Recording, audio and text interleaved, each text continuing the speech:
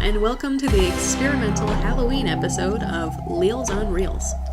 We are your hosts. I'm Erik Leal. And I'm Haley Noel Cummings Leal. And we are Leals on Reels. All right. So the idea with this podcast sort of thing that we wanted to do is to get a little bit more familiar, a little bit more personal with the fans of our production company, Leal Productions.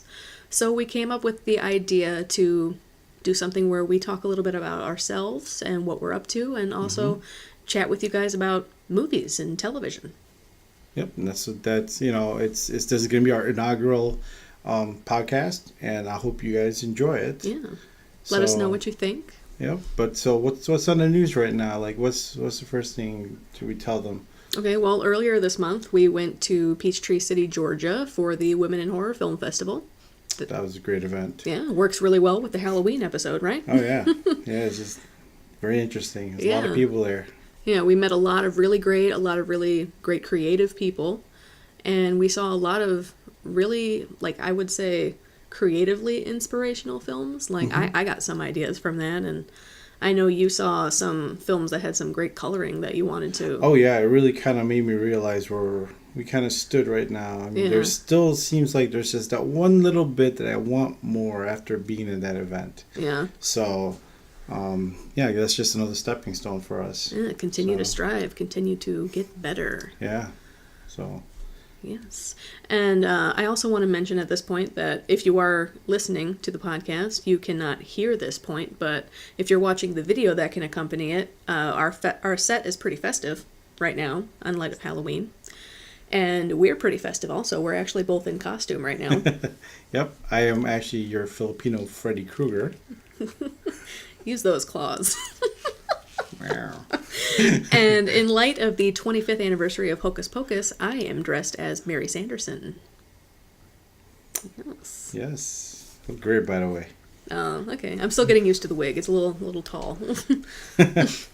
Yes. I could never wear my hair like that, so I got a hat on. All right, but heading back to what we've been up to, on top of the Women in Horror Film Festival that we were at earlier this month, we also recorded a music video for So Sketch, yes. A comedy troupe from the Second City. And they had a show that was running through the month of October called A Nightmare on Wells Street. And we recorded a music video for them that they used to open the show. It's a parody of This Is Halloween with the lyrics written by them. Mm-hmm. And we helped them with the cinematography for that. We filmed it for them, and they used it to open their show. Open the show, yeah. Yeah, it was really cool. It was kind of interesting because it just starts off right off the bat with a video. Yeah, it really sets the tone. Yeah, got everybody laughing and kind of enjoying, just that very beginning, and then they just jump right into it. Yeah, it was pretty great. It really did a nice thing, I think, for the show, and it was really dynamic, and a dynamic way to start. Yeah. Yeah, and their show just closed on the 28th of October, but they have uploaded the video to their Facebook page, So Sketch, on Facebook. So you can check that out there. It's pretty fun. Definitely. Other than that, what other things do we have? Other than that, I think it's just really our latest film, Return to Sender, is kind of floating around the festival circuit. It's out there now. Yeah, we're waiting on a bunch of notification dates, but it's pretty cool. We did some test screenings, I think, and we're getting some good feedback. I think people are pretty receptive to it. Just their reactions, just waiting for it, but actually getting some really interesting reactions from people. Yeah, and unfortunately, there's nowhere for you to see that at the moment because we haven't uploaded it anywhere because it is on the festival circuit, and a lot of festivals don't want it to be readily accessible on the internet. So we're waiting to see what happens with that. It might be a while before the public in general will get to see that one. Yep. But we do have other films out there that's online. Yeah, so some of our earlier work is online if you choose to check that out. Yep. So it's on our webpage. Yep. At EliaProductions.com. Mm-hmm. So. All right. Well, I think after that we can probably head on to our next order of business, which was just to talk about something that is current and super popular at the moment. And I'm thinking that it would be a good idea to talk about The Haunting of Hill House on Netflix. On Netflix, yeah, absolutely. Yeah, we just finished binging that, and I'm going to use the word binging because we stayed up till 5 a.m. It was kind of more like we saw the first episode, and then we were just hooked. Yeah, I would say by couldn't episode stop. 3. By episode 3, we were on full binge mode. Yeah, Yeah. we just couldn't turn away. We just wanted to know what happened in the next one. And, Every time we wanted to go to sleep, something happened. Something happened. So we just stayed up till 5 in the morning and watched it all. Yeah, it's getting a lot of really good feedback online from what I'm seeing. A lot of people are really enjoying it. It's that's directed by Mike Flanagan, Mm-hmm. who's one of my favorite horror directors at the moment. He's done a lot of really great work. Ouija, Origin of Evil, Hush, which is a film on Netflix at the moment. Was that his first one? No, his first film, his first feature film, I believe, was Absentia in 2011. Okay, I don't think I've seen that one. No, I haven't seen that one either. It's on my list of things to watch. Okay. But the first film I saw him do was Oculus in 2013. Okay, yeah, that was his. I remember Yeah. that. And then when I saw Hush, that's when I was like, oh, I need to look into more work from this guy. And now he's one of my favorites. Yeah. Oculus was actually like a passion project for him, wasn't it? Well, I think it started off from a short film Like a short that film, he did yeah. before. Yeah, inspirational for all of us independent filmmakers. Yes. Yes. There is a way to get out there. So But anyway, back to I digress. Haunting of Hill House. It's a 10-episode season Series, yeah. on Netflix. And I'm unsure if it's going to have a season 2 at this moment. I do know that the director has said if there is a season 2, it's going to be something completely different. Okay. So no word on that as of yet that I know of. Now, are we gonna give any Well, spoilers in we're this not going to one, or go we're into gonna- spoilers. Okay, good. I just No, wanna no spoilers, let but I them know think we ahead can of talk time. a little bit more about just like certain things that we liked about it. Mhm. Like I know in episode 6 there was a lot of really great continuous camera work. Like I think I saw a shot that was at least 10 minutes. I do remember at least. I think it was more than 10 minutes. I think wanna say it it's was at more least than like 10, but 20 I'm saying- something minutes, and then No, it was quite not for a long. single shot. It was long, yes, It was but long. considering the episodes are only like 50 minutes. Yeah, but it was a good chunk. It was a chunk good of it was a that good chunk. I think there was maybe a half hour worth of continuous camera in work total. altogether. Yeah, like they broke from it and then they came back to it and then they kind of kept it. Yeah, Yeah, it was split into I think 4 separate continuous shots, and I think one of them, the longest one that we first saw, was I want to say about 10 to 15 minutes in It one was quite shot. long. And it was just really well choreographed, and it was so dynamic that if we weren't looking for it, we wouldn't have seen it because there was so much going on. There was so much going on that kind of kept you engaged. That it's just we saw it because we're in the bit. We do these. Yeah, in so our own we were stuff, so, impressed. yeah, it was just imagine just the amount of talent and blocking that needed to get done, the Blocking, it's choreography, crazy. and not just for the actors and actresses, but also for the crew that's Yeah. running all the stuff behind that's happening, making sure they don't trip over. Yeah, they even went through a couple different sets too, I think. Yeah, I believe there was. Yeah, so it was really There was one that just flowed from one area to the next. You didn't even realize it, and you're Yeah. like, "Whoa!" It was What just happened here? really fun to watch. Yeah. It was really fun to watch. Like I think I have heard some people say that they think it's kind of slow, and it was hard for them to get into. I can kind of see this. It's kind of not a really slow burn, but Well, it is a slow burn, but I think that really comes with the fact that it's kind of a gothic horror, yeah. and gothic horror is kind of a lot more about atmosphere. Yeah, I was gonna say it's Yeah. it's more about just the feel, like the where they put you, Yeah. and then they give you a little bit here and there, and then they kind of put you in that place again. Then it makes you wonder and think, and then they put you in another place, like just kind of like constantly like that. Yeah. But yeah, it's not like in your face, like okay. Yeah, So- and I did write a review about this, which I posted earlier this week, but I thought it was really interesting to me as a big horror nerd that there was so many faces in the background throughout the entire show. Yeah, you were kind of freaking out quite a bit. Yeah, because it's creepy to me that there's something there in the background, even if you don't notice it. Yeah, I would have to say that if you're gonna watch this, just kind of just pay attention. Yeah, and, pay attention to the background. Yeah, just it's not all over the place, but when it does show its face, it just catches you just at the right time. Yeah, like I'm sure there's plenty of them that I missed. Probably we'll probably have to go watch it again just to see if there's any we missed. But Yeah, like for me, it hit me in the first minute of the first episode. I do remember Yeah. Yeah. Yeah, the first minute of the first episode, it starts off with a bunch of kind of B-roll shots that are just showing the house, and it's very peaceful. There's a narration over it. You don't really know what's happening yet. And at one point, I thought I saw something. So I had to pause it, rewind, replay, watch it again, and lo and behold, I did. I saw something. There was a face staring at me from between the railing on the stairs. And that kind of just set the tone for the entire show for me. There was almost always something there, whether I saw it or not. And that just set this really creepy tone for me throughout. I felt really on edge. It really does make your mind, like, just go in this place where you're like, what's going on?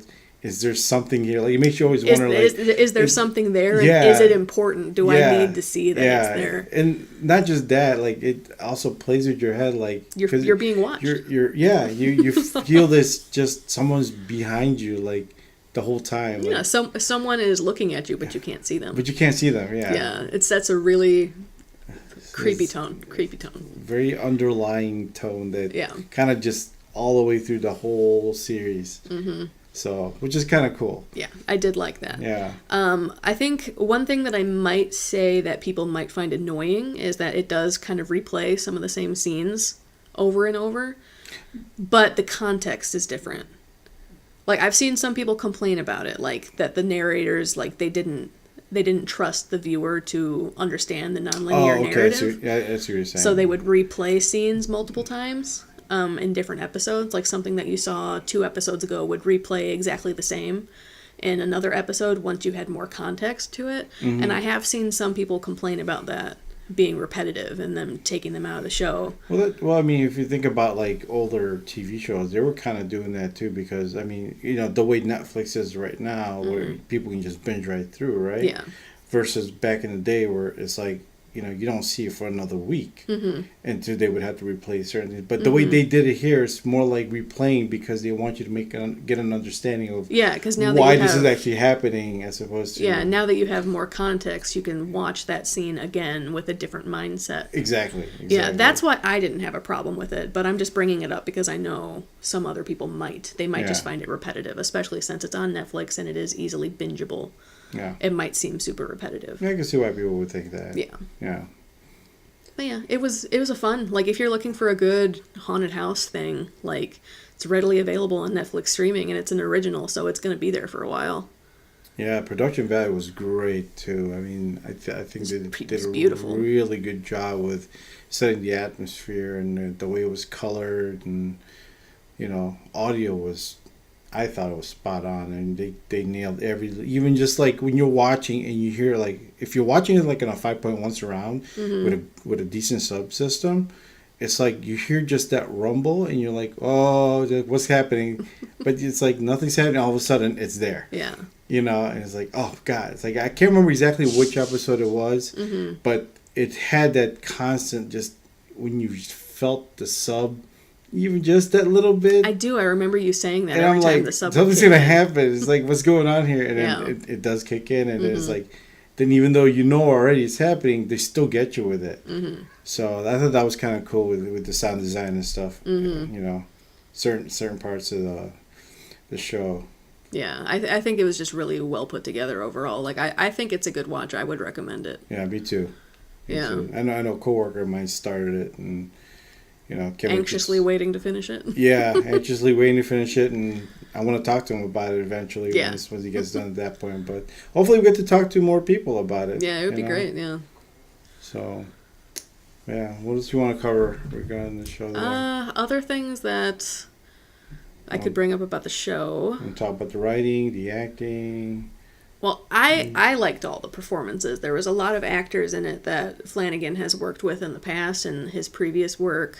Quite a few of them, actually. Quite a few. Most of the cast, I think he's worked with at least once. Like Carla Gugino, who played the mother of the Crane family. She was just recently in his other Netflix original film, Gerald's Game. Yep, that's true. That's right. Yeah, and then you had Lulu Wilson, who was in Ouija Origin of Evil, along with Henry Thomas, who we all know as Elliot from E.T. He plays the father in at least the past scenes for the show. But yeah, there's a couple other people who he's worked with before. Annabeth Gish, she was in Before I Wake. I remember him. Okay, I remember Yeah, that she movie, was in yeah. Before I Wake, which you can also find on Netflix because they saved it so that people in America can actually see it. Yeah, there's just a couple people he's worked with. Yeah, it's a good. It's a very good cast. It's a good cast. Very talented, I'd say. Yeah, very Super talented. They had me really going. Some of them I'd never seen before, but they still really gripped me with their performances.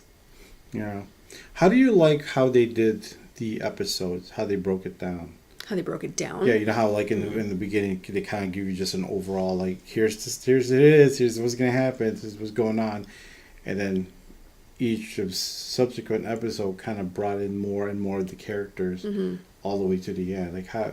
Like I'm a pretty big fan of nonlinear narrative, especially when it's done well, and I personally think that it was done pretty well for this. I liked seeing the bare bones of what happened in episode 1, and then as the series progressed, you were able to find out more and more details about what happened, why it happened, that sort of thing, and who these characters became in spite of it or because of it. Mm-hmm. Like I enjoyed the storytelling for it and the nonlinear narrative of it all. Yeah, I have to agree. I mean, like some TV shows that I'm not a big fan of because they have all these filler episodes in between, and it kind of just takes me away from the series. You know, but this one kind of like approaches it like, okay, this is what happened. Now we're gonna give you a backstory.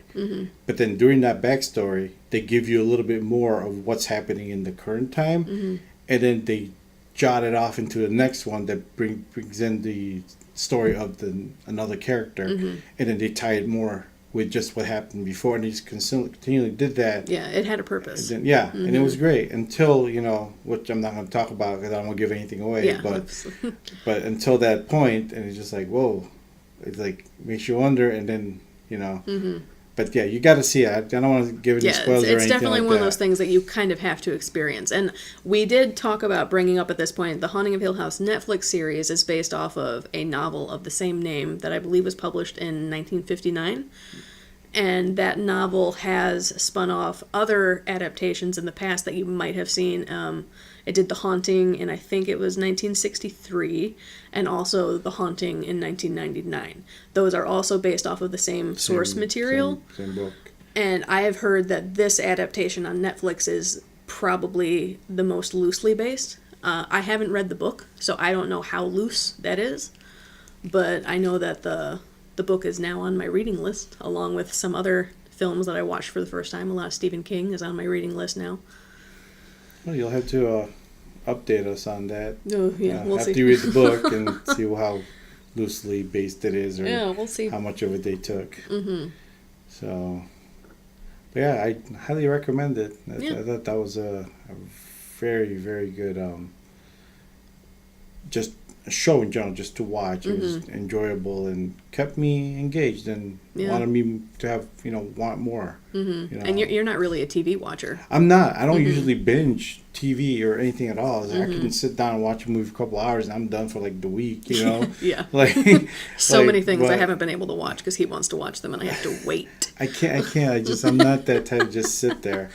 Like only a couple other shows that actually got me to do that, to just sit and watch, and this one is like, yeah, I had work the next day, but you know what, I just wanted to get it done because I wanted to know what happened, because if I went to work, I'm going to be like, you're going to be itching to watch it. I'm like, no, wait for me. And it's like, I just, let's just get it done. Let's just finish it and be done with it. And then that way it's done, so nice, like 12-hour day, just watching or whatever. I mean, through dinner in there and in between and whatever other small breaks that we had to take, but stretch our legs. Yeah. But yeah, like I think we've, without going into specific story elements, I think we've done a good job of talking about that one, so I don't want to push it any further. Yeah, plus I don't want to accidentally give something away. Give like, oops, that should not have been said. Yeah, so just, are there any films that you can think of at the moment that would be your personal recommendation that you want to talk about a little bit? Right now, like currently out in the theaters? Anytime, doesn't have to be current, just anytime. Just anytime at the moment. Well, I'm a big sci-fi nut, so. But, I don't know, I'm a big fan of the Alien series. Yeah. But if you haven't seen any of them, I suggest you watch the first one. Yeah, the first one's... I think it's probably the best. Yeah, depending on what you're looking for. Yeah. Yeah, I mean, the first one's a really good, like, science fiction horror, I think. I think they did a good job. And that's my personal favorite because of the horror aspect of it. But a lot of people really like Aliens. The second one. Well, that was a bit more of an action. It's a sci-fi action. Yeah. So it's like action. Same franchise, slightly different tone. But it still had that tension. Yeah. That you're being chased the whole time. Yeah, it still feels like the same franchise. It's not like a huge diversion. But yeah, that's one of my favorite series. Predator's probably another one. It's not as good, but I enjoyed it a lot. I don't know. I really like the first Predator. Well, the first one's always good. I just watched the first Predator recently, so it's still in my mind. I really like it. Got to get in the chopper. And you're like, oh, that's where that came from. I understand the memes now. Yeah. But like more recent stuff, I'd say, like, I know it didn't do so well, but like I really enjoyed that new Venom movie. The Venom movie? Yeah, I thought it was fun. I mean, I have my issues with it, but I had a good time watching it. It made me laugh. I had such a good time. Especially the turd in the wind comment. Yeah, we can talk about that. It's in the trailer. Be floating down the street like a turd in the wind. In the wind. It's just, that became like a saying for us for a while. Yes, it did. Anything that came... And this podcast just brought it back. Yep. Like a turd in the wind. Okay. Anyway. We digress here. Yes. What about you? For me, I'm probably going to bring up a film that I watched for the first time this month, but I did not review it for 31 days of reviews because I didn't want to spoil anything, and I felt like if I wrote about it, I would spoil something inevitably. Donnie Darko. Oh, wow. I forgot that. It took me forever, 6 years to try and get you to watch that film without having it spoil anything. I know, I had preconceived notions. Oh my God, I'm so glad you finally watched it. Yeah, I had preconceived notions, like just seeing the rabbit and just hearing from people that it was dark. I had preconceived notions about what it was about. I'm not going to give anything away. And I was wrong. My preconceived notions were wrong, and the film blew me away. And I would say it's one of my favorite films now that I finally watched it. 6 years, people. I have been trying not to say anything for 6 years.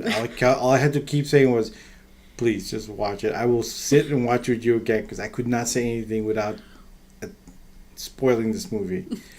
Even right now, I'm just going to keep my mouth shut. He did such a good job. Yeah, this is why I couldn't review it as much as I wanted to. There's just no way for me to talk about it for at least 500 words without possibly spoiling something. And if you haven't watched it, I want you to have the same experience that I did watching it. Yes, don't take that away from them. I know, I'm not going to. So I know. I would have to say, you know what? Yes, that would be another recommendation I would have. Donnie Darko, double recommend. If you haven't seen it, go watch it. Seriously, it's anyway. Yeah, double recommendation. I don't want to. I'm going to stop because I know I will say something. All right, I'll switch gears. Another recommendation, and I did review this one. It's other than A Haunting of Hill House. This is my second favorite thing that I reviewed. Hereditary. Oh. Hereditary, like, I hadn't seen it. I hadn't really heard anything about it. I hadn't even seen a trailer. And then the Bone Jangler, who is a guy that we know from Fox Valley Television. We have worked with him previously a couple of times. Great guy. He very, very enthusiastically specifically recommended Hereditary to me. He wanted me to buy it on the spot. And I was like, no, I'll rent it. He said, and when we were leaving, he goes, "You'll be back." He goes, "I'll see you when you come back to actually buy it." You'll be back.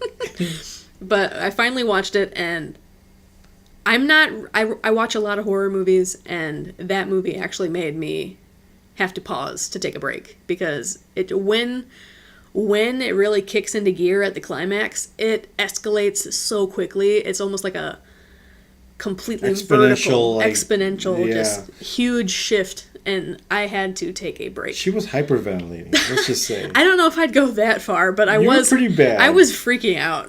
You're pretty bad. Like, please, babe. Pause it. I need to get up. Like, I need to walk. Yeah, and if I had just waited for like 2 more seconds. I would have been fine, because then it does like a quick shh. What? That's all I gotta do. It's kind of died down. It's dying down. The tongue click sound, the fear that it creates in me is dying down. But if he does it at the right time, he will freak me out. Like that day? No. Yeah, like immediately after we watched it, I was going up the stairs, and he did the tongue click before I was all the way up the stairs, and... I thought you were already all the way up. Yeah, but I wasn't all the way up. So I hit the floor, and I almost fell down the stairs, and I almost died that night because of the tongue click. I was going to catch you. But yes, Hereditary, I recommend that one. It's an A24 release. It's kind of similar to a previous release from them called The Witch. It's a slow burn. It's just got like a creepy tone throughout, and that's a pretty good family drama also. Yeah. Well, when something happens, it happens. Yeah, that's another one that we can't really go into detail about because we'll spoil the experience. So. Yeah. But yeah. Yeah. Just the theme of the month. Just. Yeah. Yeah, so if you want a really good show to watch right now, go watch the Haunting of Hill House. Mm-hmm. Absolutely. Yes. So, anything else you want to say? No, I think that pretty much covers it for this experimental Halloween episode of Leals on Reels.